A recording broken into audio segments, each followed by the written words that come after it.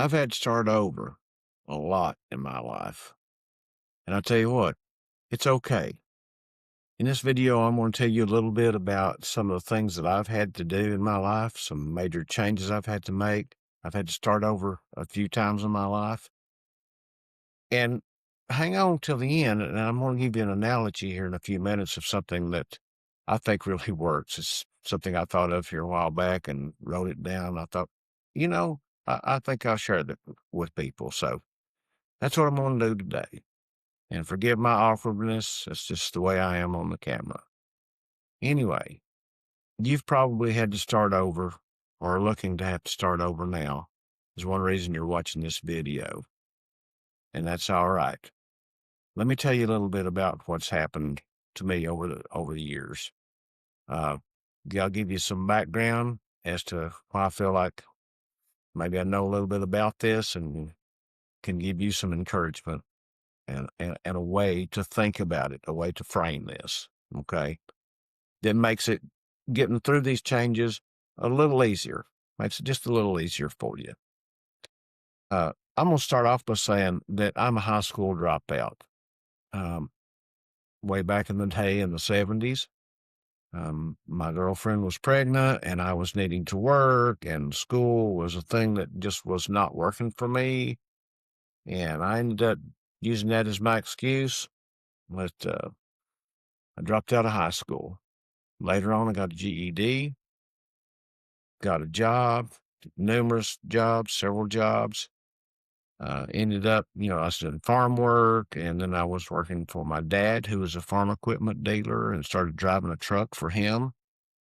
And then I moved on up a little bit and moved away from working for him. I already had moved out, but I started driving a truck over the road, hauling produce and stuff like that from factories and from fields and big cities and small towns and going all over the country. And a couple years later, I started driving a different kind of truck, hauling gas. And was hauling gas at night. And while I was hauling at night, I had two more kids. And I really got to thinking that I would really like to make some changes in my life. I was also in a period in my life to where felt like I was being called to be a minister. And so the stars were aligned. I was working at night. I got in a position where I could do this. And so I started going to college during the daytime. Well, I'm going to fast forward a little bit here, but it's 5.5 years later. I finished a 4-year degree and got a degree in English. And my minor was in religious studies because I was planning on at some point going on to seminary. And the English degree was really good for that. And I love reading. I loved writing. Those were the things that I had done since I was a little boy. I was that little boy that used to sit and read encyclopedias. I mean, that's just who I was. But anyway, at this point, I just went on and kept working at night and, finished my degree. Uh, couldn't afford to leave truck driving at that time. But eventually I got to where I could afford it. And so I started applying for jobs, ended up getting a teaching job in North Carolina. But there was something that happened in between. And that was one of those major, major turns. I got a divorce. At that time, I had 4 kids. I was married. I was working for a church part-time. I was truck driving at night. It was part-time also by that point. And things were not working. I don't want to get into all the details. I'm just want to say that my marriage disintegrated. And the next thing you know, I was a single dad, working nights, no church anymore. I was asked to leave the church because they said they couldn't have a minister in the church who wasn't married. Yeah, okay. It's just the way it worked out. I left the church, kept working at night, Had 4 kids to take care of. My mother stepped in, my next door neighbor stepped in, my sister stepped in, my family did all they could to help me take care of the kids and work, keep a roof over our heads. And then that's when I got the job teaching in North Carolina. So I moved to North Carolina to start teaching. That was a major change. You talk about feeling like a failure. I really felt like a failure. So, if you're going through something that's really tough right now, I get it. I understand what it feels like to feel like a failure. I even had a guy told me that if I knew how to treat my wife, she would never have left me. Well, he didn't need to tell me that. I already kind of felt that way anyway. Whole nother story there. So anyway, let's see, where was I? I was in North Carolina. I got a teaching job. I worked down there for a few years. I finally got a job back home in Kentucky, where I'm at now, where I was originally from. And I moved back to Kentucky and kept on teaching, and my kids started growing up and so on like that. I ended up going on to school and when I came back to Kentucky, I got the full-time teaching job. So at this point, when I got my first teaching job in North Carolina, I was 39 years old. So here I was again.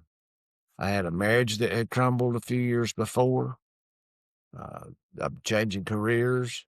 I had to move out of state, away from everybody I knew at 39 years old and start teaching full time. Finally got to come back to Kentucky. Got back up here and been teaching for several years up until retirement. Retired just a couple years ago. So that's just part of it. I mean, there's a lot more things I could tell you about. I'm not going to get into all that right now, but I just want you to know that if you're really feeling defeated right now, I get it. If you're really feeling like a failure, if you're kind of feeling small, I get it. If you're afraid of having to make a transition in your life, I kind of understand that too. Although I'll have to say, I wasn't really afraid of doing it because I didn't have choice. I mean, I had some choice, but I really didn't have a lot of choice on some of the things that changed in my life. So sometimes you find yourself in that position. And sometimes it's just like, you're miserable where you are and you got to change. And then you say, what have I done? I went to school. I went to college. I've been, doing this for all these years, or, maybe I've been in a trade or I've been in a certain job, a certain industry, whatever. I've been doing it all these years and it's just not working for me. It's just not working. I'm miserable and I've got to do something. And then you say, oh my God, what a failure I must be. Well, folks, you're not a failure. Okay. It doesn't make you a failure. I think somebody who can't change is a failure. Somebody who can't read the situation and say, look, this isn't working and I've got to do something different. And then they don't. I think that's the real failure. I mean, who are you failing now? You're failing yourself and you're the person that you have to live with. Okay. So I told you in the beginning, I was going to give you a little analogy, and I wrote down some notes here. I was sitting here the other night thinking about this, and I thought, you know what? This is kind of like Waze. I've got Google Maps and Waze, and I like Waze a lot better. I use it more than I do Google Maps. But sometimes life is kind of like Waze. Well, what do we do here? Well, I made some notes, so let me share those with you. Okay. So the first thing we do on Waze is we put in a destination. All right. We put down, we type in, punch in where we're wanting to go. Right. That's where we want to go. That's our destination. And that changes from trip to trip and all that. We're not worried about that. Let's talk about one trip here. Okay. So we put in our destination, and what happens? The map pops up there, and you've got 2 or 3 little different lines to pick. This one's going to take this long, this one's going to take this long, and all that. So you pick a route. All right, same destination, but you've got a few different choices for a route, just like in our lives. We know where we want to go, and there may be 2 or 3 different ways to get there. Okay. So we have to choose one. All right. Then we start driving. Okay.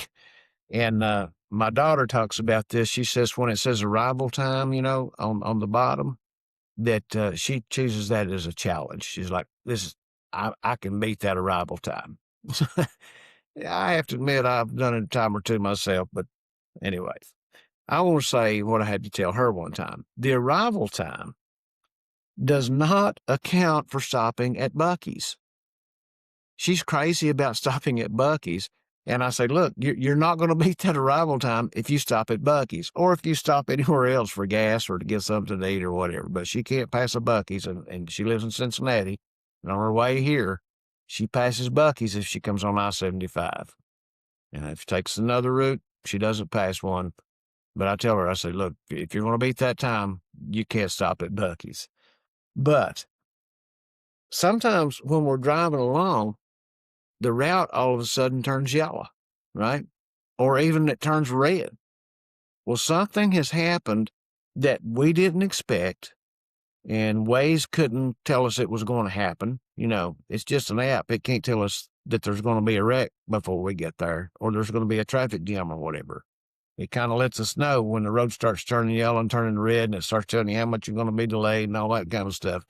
I wish life would do that to us. It would tell us, okay, just how much am I going to be delayed here? But it doesn't. But that route turns red or turns yellow. What does it do? Okay. Well, if you're on the freeway, you're just kind of stuck.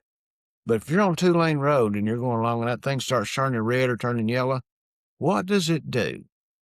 Well, it starts coming up with alternative routes. And that's what we have to do in our lives.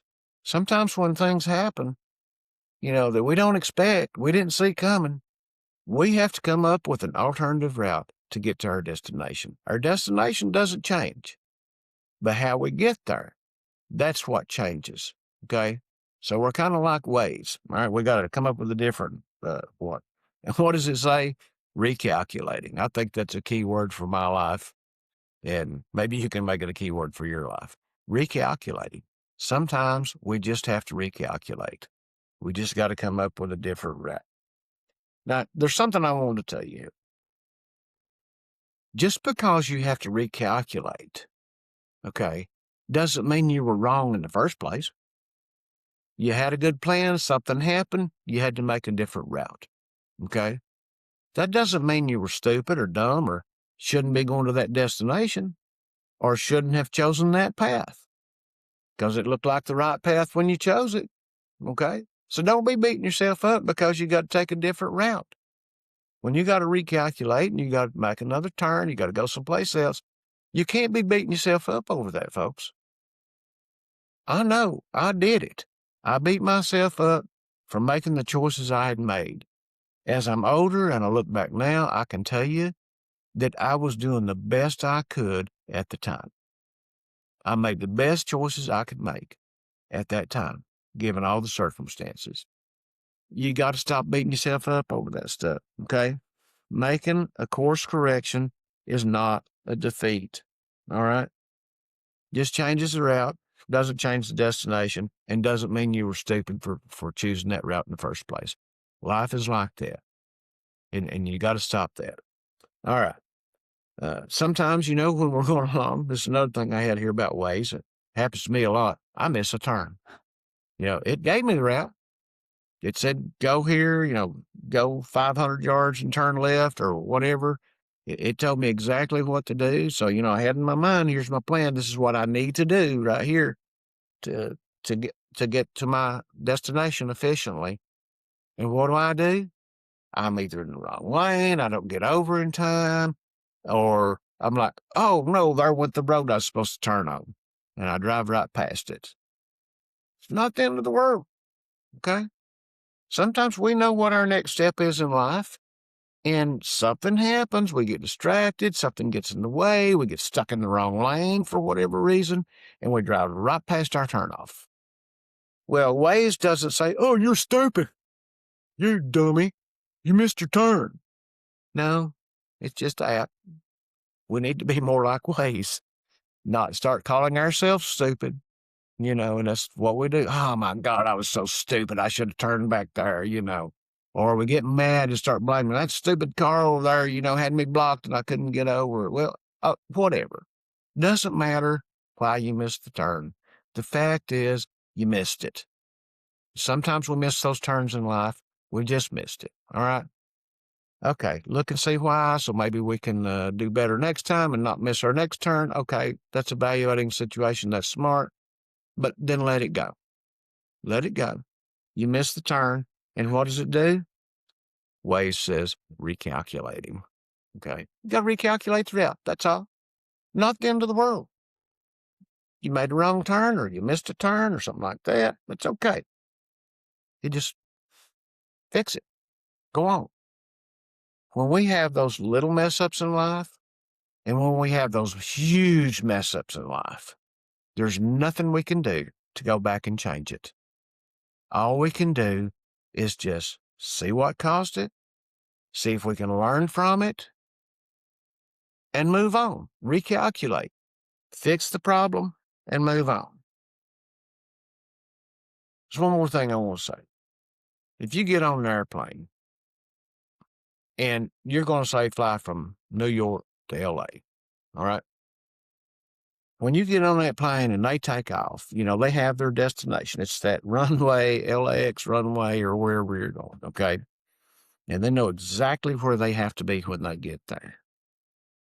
But did you know that statistics show this? Now, statistics show this, that airliners, say going from New York to LA, are technically off course from 80 to 90% of the time. They don't set their course, straight for that runway at LA and then just once they set it and forget it. I mean, they don't just lock it in and it just keeps flying.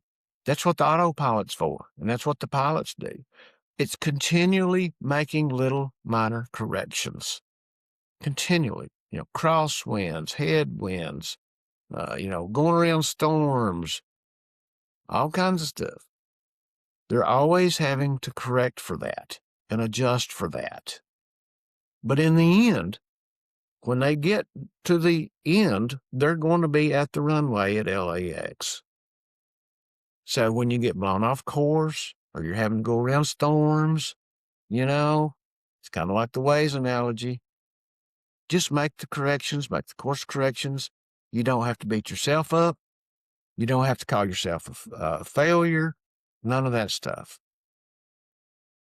Just deal with it. You got this, okay? You've dealt with it your whole life. You've handled every obstruction that's been in your way. You've found a way around it. You got to have some confidence in yourself that you're going to be able to get around this one too. Okay? Now, if you know somebody who needs to hear this, share this video with them. If you agree with me or completely disagree with me, comment. Okay? So like, share, comment, do those things and help get this word out because somebody out there needs to hear this.